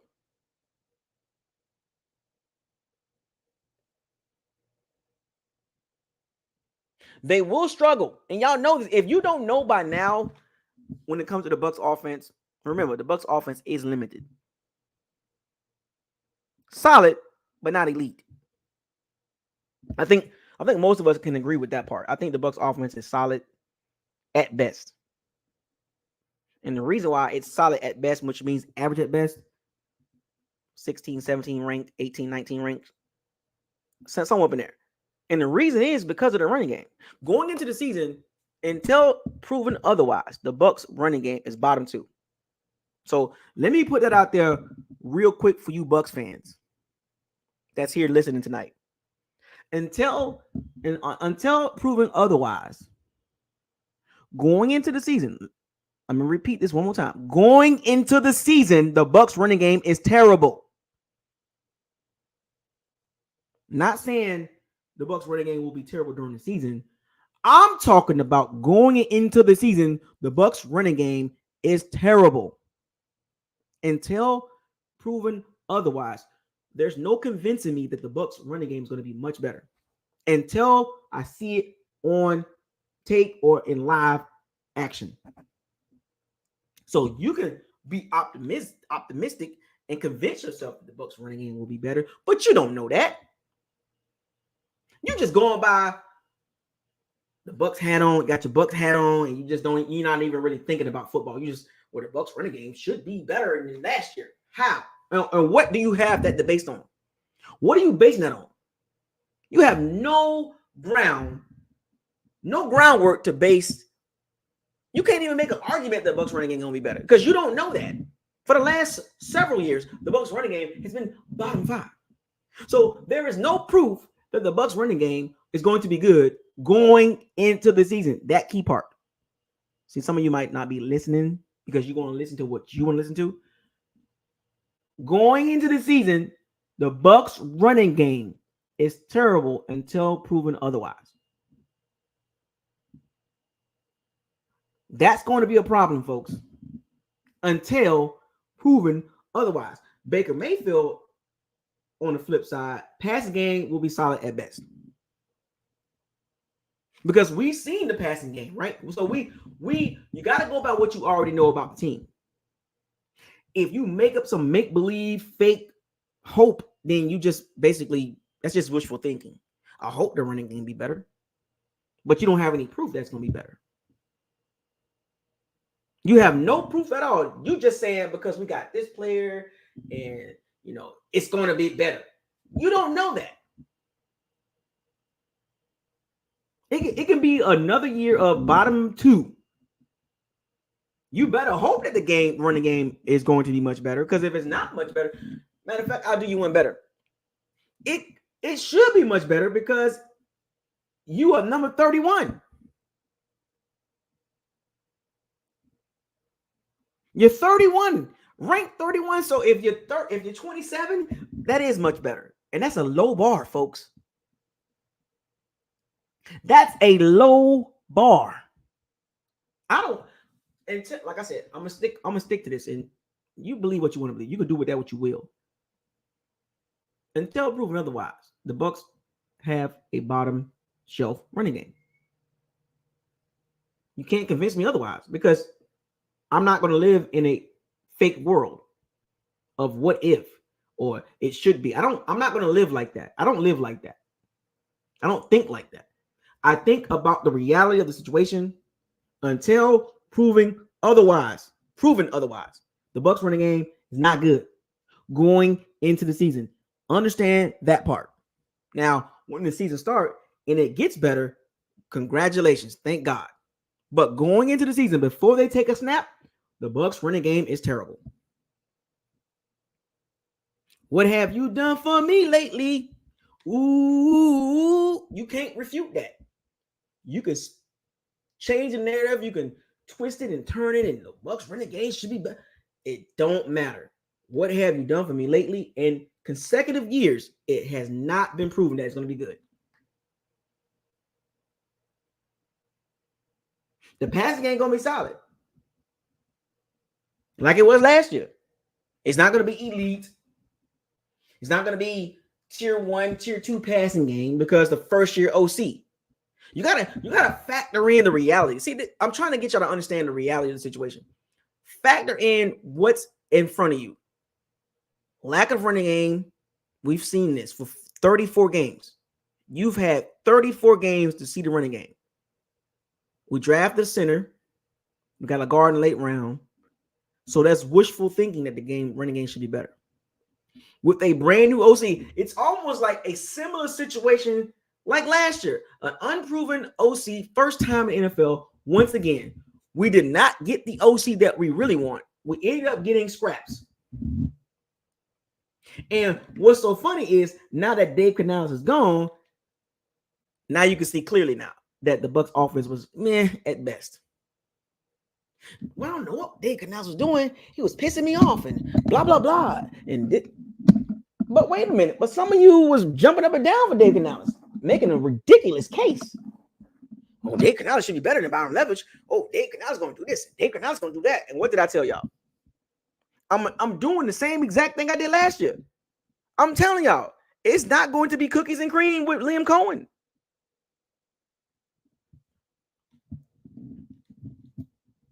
If Dave Canales came back for the second year, I promise you the conversation would be so much different tonight because it's continuity. Continuity matters.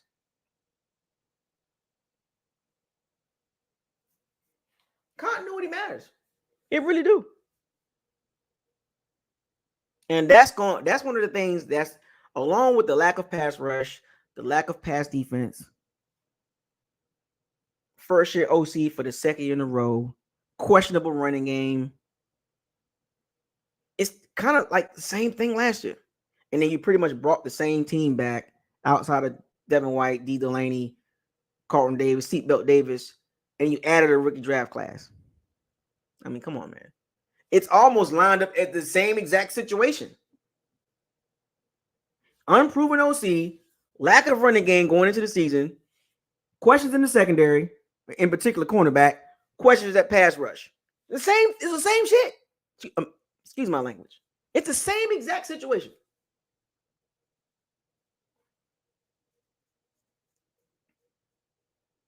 Yeah. See, thank you, Creole King. I think they don't understand that part, Creole King. Being a carousel is not good. We don't have any evidence that Liam Cohen is going to be better than Dave Canales. There's no evidence showing that in the NFL as an OC. You're just wishful thinking, and that's fine. I can respect that. Wishful thinking can only get you so far in the real world. See, the real world where I live at, Liam Cohen hasn't done sugar honey iced tea in the NFL as an OC. See, in reality, the Bucs running game has been terrible the last 34 games. See, that's the reality of the situation. The lack of pass rush without blitzing, that's the reality. The lack of pass defense, that's the reality. See, I live in the reality. See, I can see some of the comments, wishful thinking. I can respect that. Wishful thinking, congratulations. May the force be with you. But I can't live in La La world. La La world makes you look goofy. Because if you can't talk real football and you keep doing this should be and shoulda, coulda, woulda, it's hard to have a conversation when somebody think like that when it comes to football because they living on what ifs and all this. But the reality of the situation going into the season, first year OC, that's a fact. Going into the season, the Bucs running game bottom 2, that's a fact. Lack of pass rush run rate bottom 5, that's a fact. Going into the season, coming into the season. Bucs secondary pass defense, bottom 5. That's a fact going into the season. All these things, I'm giving you the reality of the situation, the facts. And you still try to twist and turn that like it's like it don't really matter. Because now you're trying to paint a picture that haven't even been painted yet. Because you want to make yourself believe that it's really not that bad. It's the same situation. New OC, lack of running game, pass defense, pass rush. What's 1 + 1? What's 1 + 1? Because now we got to hope that the rookie draft class in 2023 make a jump. We got to hope for that. We got to hope Tyke Smith and Jay McMillan and Graham Barton and Chase Braswell make huge impacts. Bucky Irvin, we got to hope those guys come in and be like last year in that rookie draft class of 2024, have an impactful season. And then we got to hope that the second year guys make a big jump. Because that's what you got to do. You can't make this up. You got to hope for it. You got to cross your fingers and hope that Yaya Diaby and Classic Clancy make a jump. Like a big jump. I'm not talking about another 7-sack season. I'm talking about 10, 11, 12 sacks. One of them. You got to hope that the pass defense get better. Good luck. I'm just saying. I'm just giving you the reality, and some of you don't like the reality talk. It's hard to accept the truth. It's easy to talk about a lie, but it's hard to talk about the truth. Accept the truth. We got a super chat here. Matthew, I got 2 super chats. I got to read them. So Matthew Mills with a $10 spot. What's up, Isaiah? I hope you're doing great.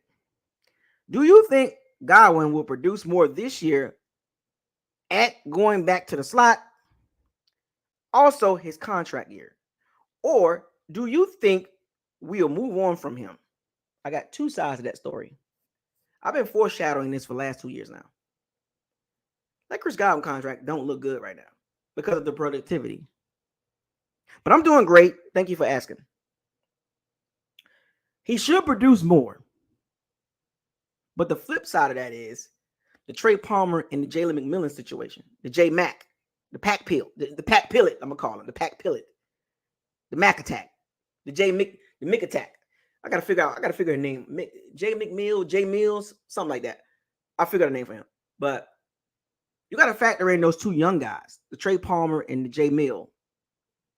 They're gonna take catches away from Chris Godwin. For one, J Mill is very talented.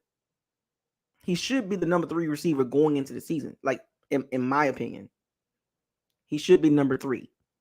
He's more talented than Trey Palmer coming into the league. Like, if you look at both of those guys, J Mill has better pedigree going into the league than Trey Palmer. Not taking nothing away from Trey Palmer. I think Trey Palmer is going to be solid, but Chris Godwin will be productive if he'll be even more productive if J Mill and Trey Palm, the Palm Attack, if he wasn't like producing or getting better. They both going to be good. Trey Palmer's going to be in year 2, so he's going to be better. J Mill, he's going to come in blazing.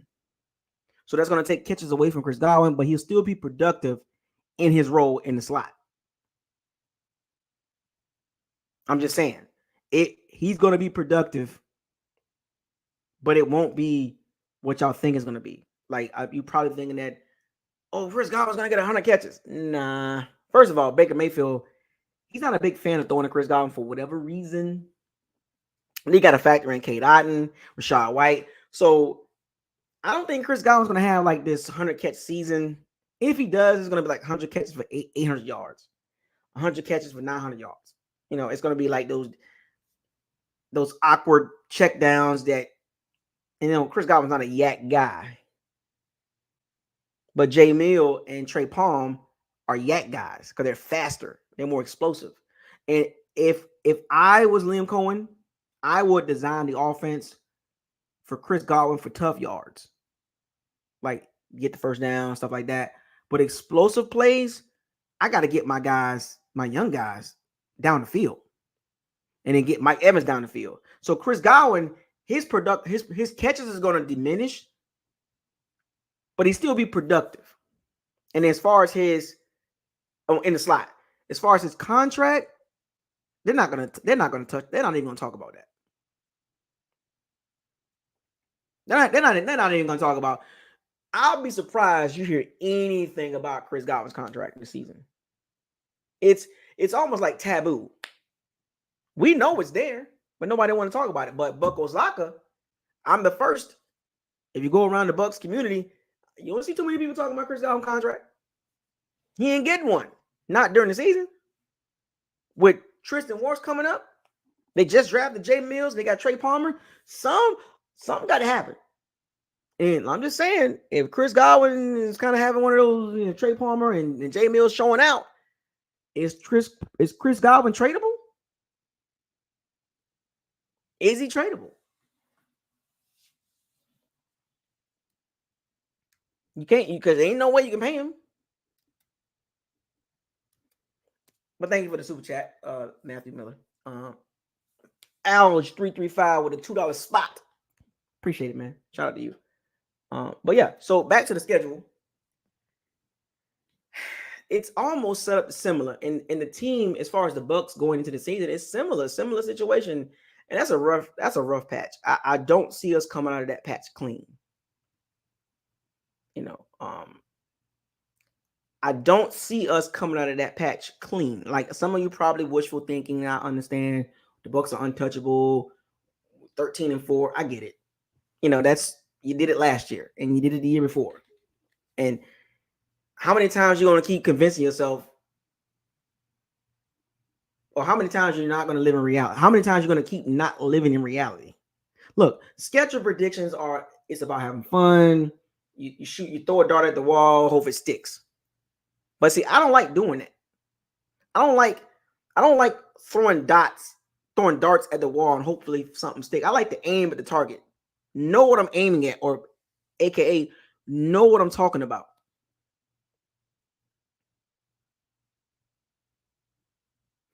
I can't just keep throwing darts. I don't like throwing darts at a schedule board saying, I'm gonna close my eyes, Bucs going 12-5. You know how ridiculous that sounds? Like a few people did that last year, and it was kind of like weird. Like it was like, what are you looking? What are you doing? You're not even thinking about football. You just gun-ho Buck. I'm a gun-ho Bucs fan. I'm a gun-ho Bucs fan too, but I'm not just throwing darts at the wall for a schedule prediction. I can't do that. If I'm going to throw a dart at a schedule prediction at the wall, I'm going to try to aim as close as possible to the reality. So when I heard last year the 12-5s and 13-4s, I had to scratch my head. 11-6. I was like, what? Like, where are you getting this from?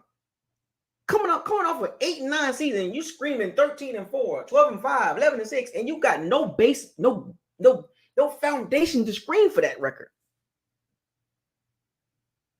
You really just throwing darts at the wall and hoping for something sticks so you can try to say, I was right. And the reality showed you the last 2 years. I got receipts, folks. The last 2 years, it showed you. For all you running around here talking about 12-5 and 13-4, 11-6, reality showed you what the Bucs are. You got 34 games the last 2 seasons to show you what the Bucs are with Todd Bowles, and some of you still don't get it. I seen some of the predictions in the comment section tonight, and it's like they doing it again for the third year in a row. They doing it again, literally doing it again. Like you're repeating. It's like insanity. Stop doing the same thing, expecting different results. Because a clock strikes 12 once a day. So let me guess. You get one. Now it's, I got the schedule prediction right. Oh, after 30 tries? Come on, man. You have no idea. Some of you got to really think about football. Screaming 13-4 and 12-5, it's ridiculous. Even 11-6 at this point. It's ridiculous because you don't have any evidence to show you that they can reach that point with Todd Bowles. And you know it, and you don't care. You don't care if Todd Bowles is an average coach at best. You don't care. You're just saying the Bucs just going to overcome Todd Bowles. They're going to overcome the 32nd or 31st ranked pass defense. They're going to overcome the 32nd ranked rush offense. They're going to overcome all these flaws and win 11 games, 12 games, 13 games. My question to you is, as a Bucs fan to a Bucs fan, what are you basing this on? Because I would love to sit down and watch football with you and actually see how you actually look at football. Just how you view football, because screaming 13-4 and 12-5, 11-6 when you don't have no real hardcore evidence, no concrete evidence to show you for you to believe that.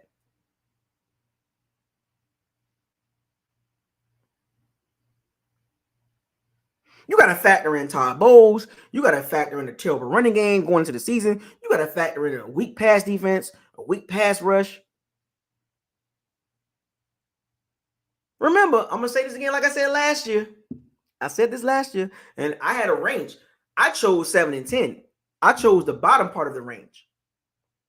I said 7-10, bottom, 9-8 at best. Where did the Bucs go? 9-8. So I literally gave you the ceiling, 9-8. And the bottom of the floor is 7-10, because the Bucs are not a bad team. They're going to be in some games. They're going to be close in some games, but they're going to lose some games. They're going to win some games. They're going to lose games they're not supposed to lose. They're going to win games that they might not supposed to win. It's going to happen again this year. Just looking at the schedule. How many times I got to keep doing this? How many times I got to keep doing this over and over again when it comes to the Bucs? This is the third year in a row. What more proof do you need watching BucosLocker where I be as realistic as possible? I don't give you no outrageous schedule prediction, outrageous, ridiculous stuff. I'm not those other channels. I don't push narratives. I don't clickbait and try to get attention by starting drama. I try to be as real as possible in the locker room. I'm just saying, man. You gotta come to reality, man. Try to get as close as possible to reality. You will feel better about your schedule prediction if you think like that versus taking the dart, throwing it at the wall, hoping it sticks. Because 9 times out of 10, it's not going to stick.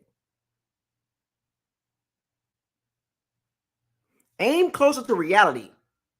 Don't aim at it should be or it hope. No, aim to reality, man. You know what I'm saying? I would love to sit down and watch football, college football, NFL, XFL, and just sit down next to those people that say 12-5, 13-4, 11-6, and just pick their brains about how they look at football. And I can promise you, it's a lot different than I look at it. I look at football quite different because I'm a football fan first. I think some of those predictions come from being a totally biased Bucs fan. I don't think it comes from a football brain. I think you just like I just hope the Bucs be good. And if you're thinking like that, I can respect that because you want your team to win a lot of games. I can respect that. I'm not even mad at you because of that. Because you want the Bucs to win 11, 12, 13 games. You want that to happen. That's you just being a diehard Bucs fan, and I can respect that. I'm not going to question your loyalty to the Bucs team, organization. I'm not going to question that.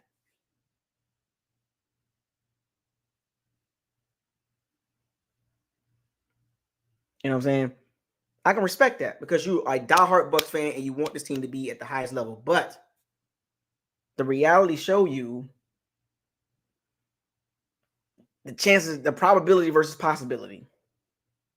The probability of the Bucs winning 13, 12, 11 games this season is very low, folks. It's super low. Going into the season is super low. Is there a possibility that they can win 13, 12, 11, 12, 13 games? For sure. There is a possibility. Of course. But the probability is extremely low, man, because of how this team is set up. From the coaching to the run game, to the pass rush, to the pass defense. Come on, folks. You got to think about the reality of the situation. First year OC, it's the same situation. Again, we got an OC that was not the first choice. Same thing with Dave Canales. He was not the first, the second, the third, or the fourth choice. He just so happened to be, I'll just go with these. It's like looking at shoes in your closet, like you're going outside to throw the trash away. And you was looking at the closet trying to pick a shoe, like, I'll just go with these then. That's Dave Canales.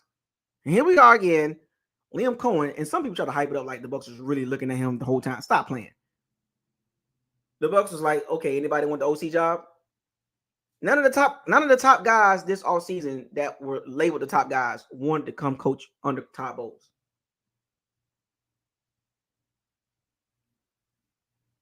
So what did the Bucs do? They put a help wanted sign in front of One Buck Palace. Does anybody want the job? Liam Cohen like, well, shit, I ain't never had no OC job. I'll take it.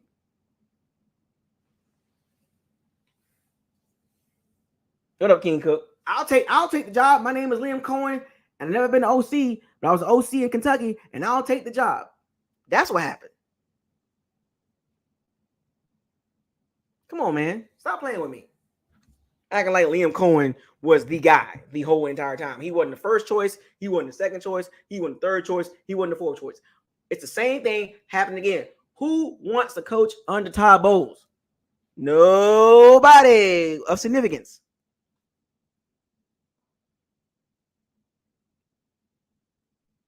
Who wanted to coach? Who wanted to be an OC under Todd Bowles? Nobody but first year OC for the 2 years in a row. What does that tell you about Todd Bowles? 2 years in a row, you end up with a first year OC. Come on, man. Come on, Todd Bowles, man. You ain't got no credibility around the league, man. Ain't no hot OC, former OC. You know what I'm saying? Like, nobody with experience want to come under Todd Bowles. Nobody. Second year in a row with the first year OC. What does it tell? What does it tell you about Todd Bowles? Come on, man.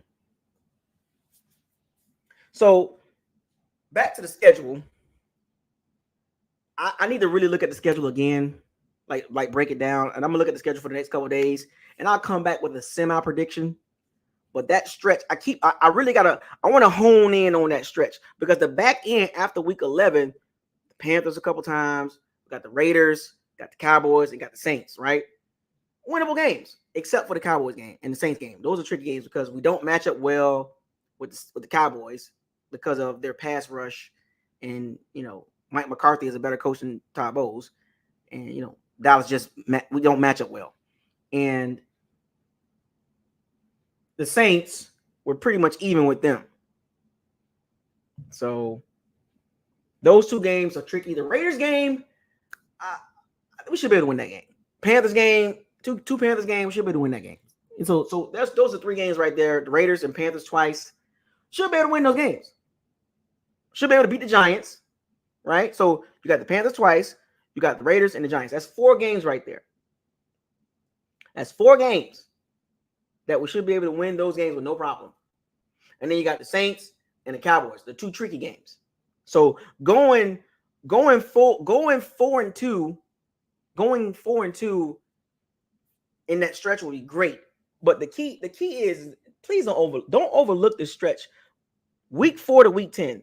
That is the most important part of the schedule, folks. We got to be healthy, for one. And unfortunately, I don't think we're going to be in sync on offensively. And we got really tough games. Twice against the Falcons. That's going to be a tough game, folks. Both of those games are going to be tough. Chiefs, come on, man. Ravens, need I say more? 49ers, really?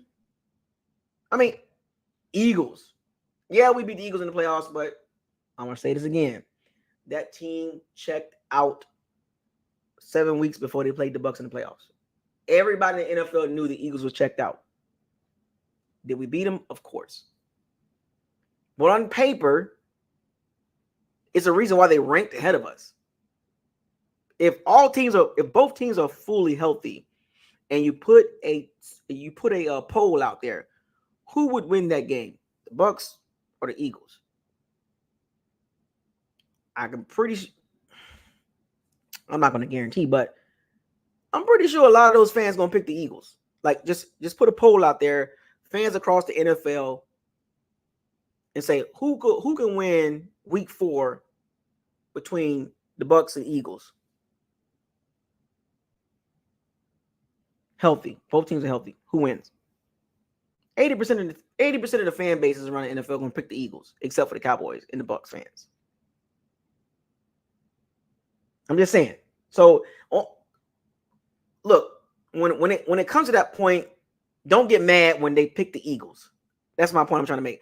Don't get mad when all the analysts and everybody pick the Eagles, because you got to understand why they're picking the Eagles. You got to understand why. So, we'll see. But last but not least, so I'm going to hold off on my prediction, my early prediction. I will give one in a couple of days, but I want to analyze. I don't like to react right away when it comes to the schedule releases, but this particular schedule is fun. So I really want to look at the stretch. I want to look at the stretch. I want to look at the teams between week 4 and week 10. I want to see what they did in the free agency. I'm going to go back and review that. I'm going to go back and look at what they did in the draft. And then I will come back with my pre-schedule prediction. That's not my final one, but I will come back with, that'll be a separate video. Now, my last My last thing I want to talk about, and this is I want to target this to the Bucs social media team. Now, for those of you that when the schedules got released today, when the schedules got released, did you go to the other teams' pages and look at their release video?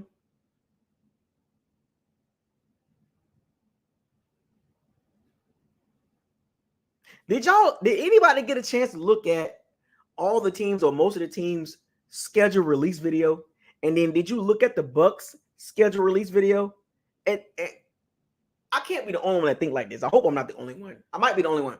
But is it me or the Bucs social media team, the marketing team, did a terrible job? It was boring. It was dry. It was weak. It was 5 minutes talking about tattoos and art. And then you go look at the Chargers, Cowboys, Dolphins, and the Eagles. It's fun. It's energetic. Taking shots at the teams. And what are the Bucs is doing? What is the Bucs marketing team, social media team, editing team doing?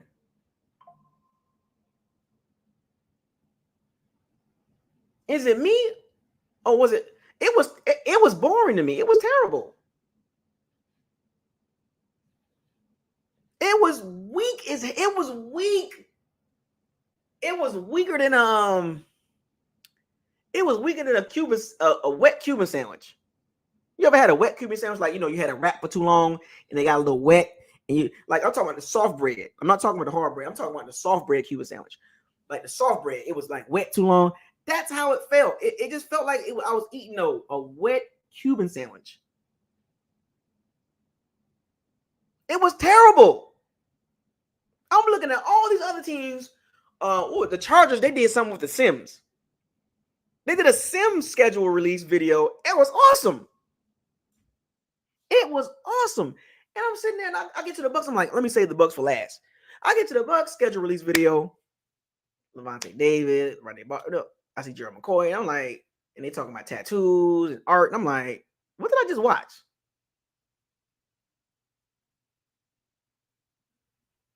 What did I just watch when like for those of you that haven't seen it yet, go on Twitter or X and type in Tampa Bay Bucs.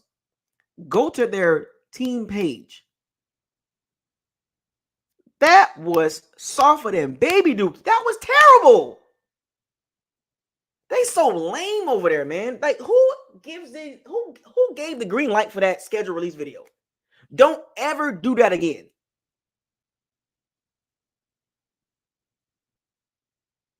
Don't ever put out a video like that again. That was terrible. Can somebody get that to the Bucs media team? That thing was so terrible. The social media marketing team, the social media director, you need to do better. That thing was weaker than.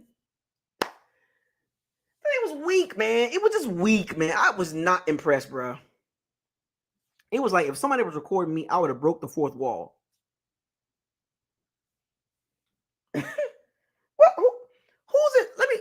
What is going? Let me call. Do I need to get the name? Let me call them out, man, because they need to hear this, man. Some way, somehow, somebody get the video to them and timestamp this at 1:50, hour and 50 minutes. Call them out.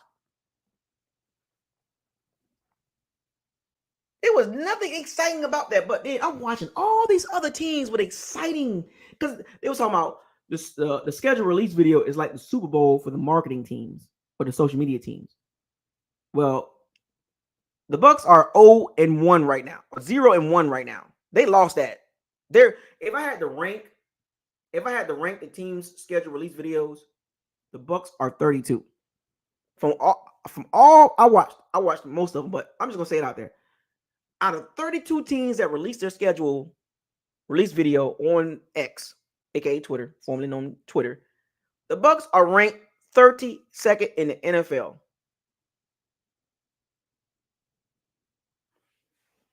That was put together so bad. It was so boring. Nobody cared. Nobody cared. The Bucs got a trash marketing team. They need me on there.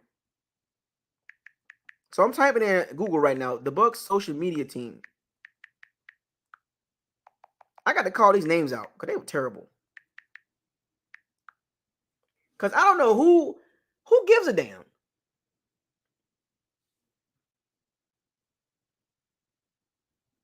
So the social media coordinator is Jill Beckman. Terrible. Chief marketing officer, James Ruth. Terrible.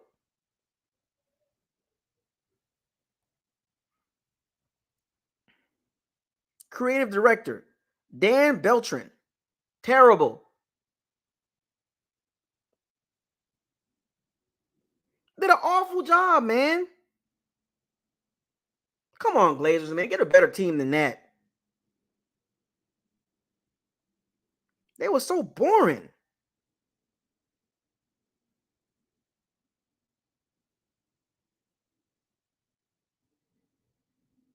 You really don't even hear from them. Throw some tomatoes at them. They're terrible.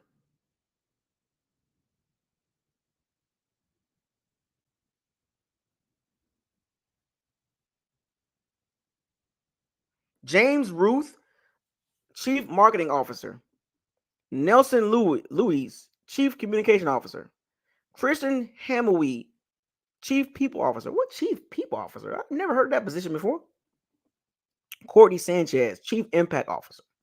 Kristen Bedden, Vice President of Media and Marketing. Terrible job. You did a terrible job, Kristen. Terrible job. Terrible job. Mark Budine, Vice President of Partnering and Marketing. Charles Harris, Vice President of Information Technology. Come on, man. You IT.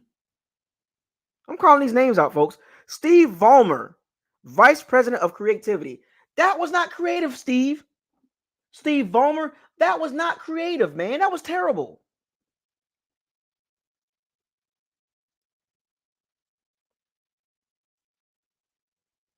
Steve Vollmer, that was terrible.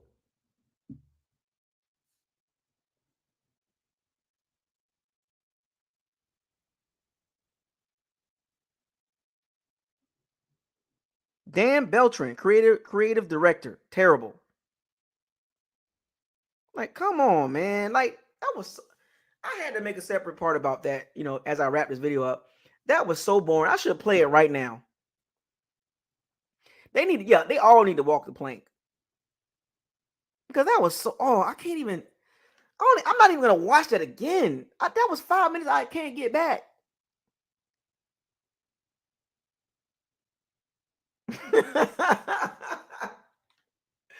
I mean, come on, man. You couldn't do better than that. The Super Bowl for the media team with the schedule release video, the social media team, and the best you can do is a 5-minute and some change video of art and tattoos in Tampa. I mean, all this stuff that Tampa got to offer, and all you can talk about is tattoos and art. You couldn't bring up the happy hours, the beaches, and you could have made a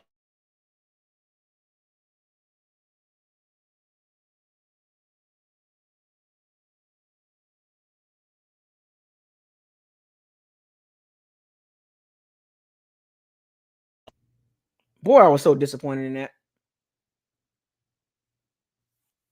Tattoos and art, man. I'm like, I'm trying to get hyped for the schedule, and you talk about tattoos and art, and he tried to mix it up with the schedule. Oh, that was so cringeworthy. Like, it is 2024, and the social media team is stuck in the 90s. Shame on the Bucs social media team, the marketing director, creative director. Awful job. The Bucs are 0-1 right now. You already got an L.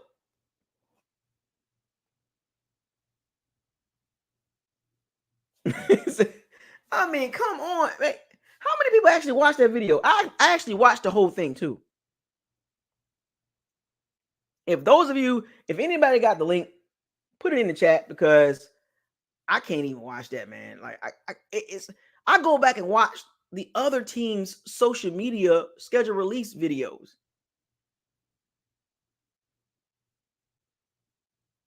Exactly. We have no clear direction. We're just out there. They don't. And the thing about the Bucs social media team, they don't even interact with the fans like that. We got, you know what? See, this is what I'm talking about. The Bucs got some of the worst promotion in the NFL. The worst. They put no money into this. They put no money into creative directing of a schedule release video. They put no money into it. They didn't give a damn. As a Bucs fan, when you see the Chargers and the Cowboys and the Eagles and the Commanders and all these other teams schedule release videos, as a fan, you want to see your team compete. You want to see your team, you want to see your social media team represent. The Colts had a good one. Like, what's going on here? Do you give a damn, Glazers? Anyway, I had to put that in there, man. Terrible job. Terrible. And I hope somebody let them know. I hope they watching this. If you need some ideas, come holler at me. Holler at BucosLocker. I could have gave you a ton of ideas to put together a better schedule prediction video. They could have used One Piece, because Monkey D. Luffy is the trying to get One Piece, treasure. He's a pirate. They could have used the One Piece theme. They literally could have used a One Piece theme. They could have used the characters from One Piece. They could have used Monkey D. Luffy could have been the Bucs, or they could have used the mascot as like Monkey D. Luffy, and then like all the teams are like enemies of like One Piece. You know what I'm saying? They could have. That's an easy one. You a pirate. They could have used One Piece and incorporated that with the schedule prediction. Black beard, white beard. They could have used all these, and One Piece got so many different villains. They could have used the One Piece theme for the Bucs. It fits right with the pirate. Look how easy that was. I came up with that in a matter of minutes. They are out of touch for real. Someone left behind. End of the mat reveal. Come on, man. Only temporary. They could have used One Piece. Good Lord, man. That pissed me off, man. That really pissed me off. Weak. Anyway, shout out to all the Powers C Bandits. Thank y'all for joining this live stream of BucosLocker. 2 hours into it. We talked about the Winfield Jr. contract. Shout out to Winfield Jr. And we talked about the Bucs 2024 schedule. Whew, that's rough, folks. Maybe we can get 9, maybe 10. But I don't know, man. 11, 12, 13. I don't agree with that. You know what I'm saying? But it looks like another 9-8. It looks like another 9-8 season. It looks like it. But we'll see. I'll break it down even more. But fire those cannons. Seize the day. Raise the flag. Hashtag breakthrough, man. Hashtag breakthrough. Hashtag facts or feelings. Hashtag reality over optimism. Possibility. Hashtag possibility over probability. Hashtag don't get mad at me. I didn't make the schedule. They did. I just talk about it. Hashtag why. Hashtag what are we doing? Hashtag facts over feelings. Hashtag Bucs social media team walk the plank.